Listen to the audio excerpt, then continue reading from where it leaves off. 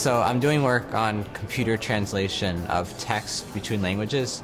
So if you've been to Google Translate or freetranslation.com or something like that, you've had experience with this field called machine translation. And I try to improve the accuracy of these computer translations by specifically focusing on the order of words in the translation output. Basically, I improved body armor for soldiers. And I took a ceramic and reinforced the weak backside of the plate with different types of composites. And those are just with other kinds of materials. And I found that if you use Kevlar, you can increase the armor's strength by about 19,000%. But why would you want to shrink a computer down or make it faster? Clearly, you know, beyond just making new laptop computers or whatever, there's all sorts of applications you could have for that. You know, embedded in clothing to have intelligent clothing that responds to temperature. You could have it in a biological implant, so, you know, for example, an insulin pump embedded into the body for a diabetic. But in all these cases, you need to have computers that can interact on the atomic and molecular level. But to be able to design things like that, there's some mathematical models that are basically far too complex at the moment to really be effective and efficient and cost effective.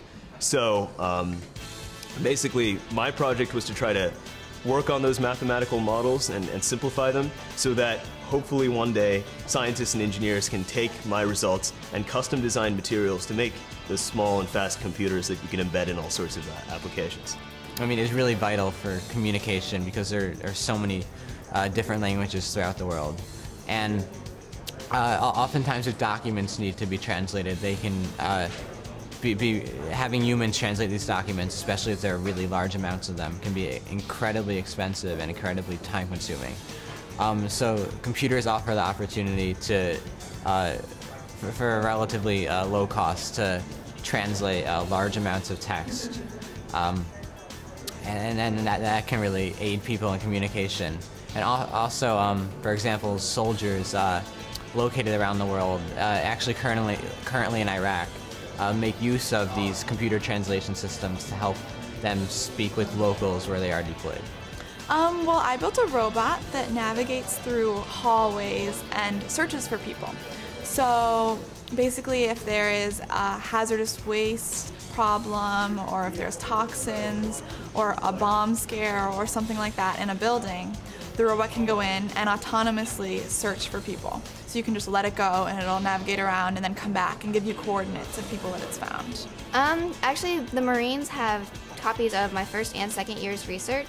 So I'm kind of hoping to look at the real-world applications of it, and it did come out just recently, probably about maybe a year ago, that this is the technology that Ceradyne just implemented into the newest interceptor armor systems. So it's kind of already in place to keep moving forward.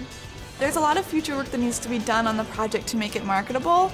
So right now it works in pretty simple situations, but definitely like extra steps to make it more accurate and to make it work in more difficult situations and react to more realistic, unpredictable environments. Then if that all gets done, which I hope to work on soon, then I would like to definitely try to market it to someone.